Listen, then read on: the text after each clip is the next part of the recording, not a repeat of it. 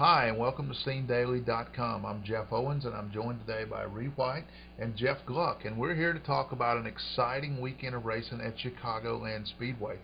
Mark Martin got his fourth win of the season, certainly a big surprise there.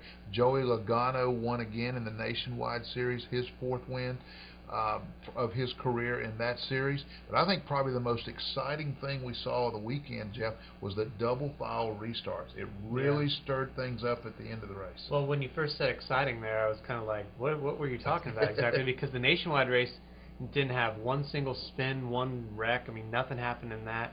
Logano just kind of ran away. And then the Cup race, for probably three-quarters of it, really, was pretty uneventful. But then the double file restarts change everything. And I mean, this again, the double file restarts are changing the whole sport. They're kind of saving the racing. Even at these mile-and-a-half tracks where we usually see lots of follow the leader action, all of a sudden you get a debris caution and things break out and they get wild. And you know, the thing is, it's like Mark Martin said, yeah, you know, it's probably to thwart the best car, really.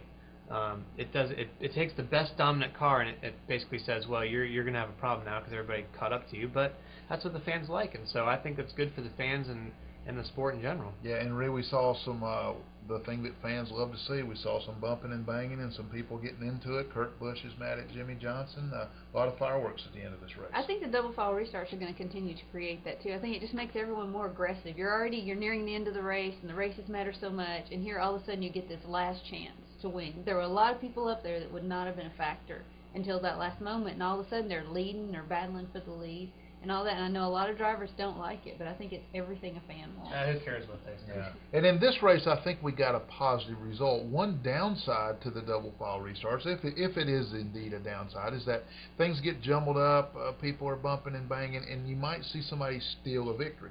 And we almost saw that with Denny Hamlin and Brian Vickers. But in the end, the dominant car still won the race. Mark Martin wound up back up front, fourth win of the year, and he is certainly looking good right now. I don't mind if the dominant car doesn't win, though. I mean, you know, we obviously don't see it a lot. You know, sometimes somebody will be dominating the whole race and their tire will blow or they'll blow an engine or something like that. But I mean, if Hamlin was going to go for it and really make a move and be aggressive there, and that, you know, results in a win for him, I say good for him. I mean, I want to see people going for it and making moves like that. Yeah, you know? and Ree, Mark Martin's in pretty good shape right now. If he can stay in the chase, he may surprisingly start the chase with more bonus points than anybody else where he stands right now. Isn't that amazing? I mean, first off, they've had some inconsistency. So he's this guy who's won the most races this year, yet he's on the bubble to even make the chase, and he would go from wherever he battled in to being the points leader. But that team really has their act together this year. They've had some setbacks from accidents and things that have happened to them in most cases, but they have really looked like they are on their game. Yeah, and if they can make the chase, I think they're going to be a big factor. One other thing that happened this weekend we need to talk about real quick. Tony Eury Jr. showed up at the racetrack for the first time since he and Dale Jr. parted ways, and he had some very interesting comments, basically blaming the media for their struggles this year. Right, he said that ever since Daytona, when Dale Jr. had his problems, then California, the media got on him and Tony Jr. and Dale Jr. so much that it affected their performance negatively. And you know, obviously in the media center, we were kind of scratching our heads about that because I mean, I feel like these are professional athletes and they should be able to rise above criticism. And then, but when we talked to Dale Jr. later in the day, he was like, "No, you know, it wouldn't have changed anything. I mean, yeah, you know, the media is critical, but you know, I'm the most popular driver and I bring that on myself." And he said it wouldn't have changed anything. We still, I mean, we pretty much run where we run. And he made an interesting point. He said, Kyle Busch gets lots of bad things written about him, but he still performs. So. Right.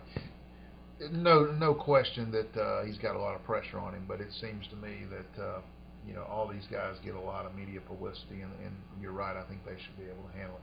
Thanks for joining us today on SceneDaily.com. We'll see you next week.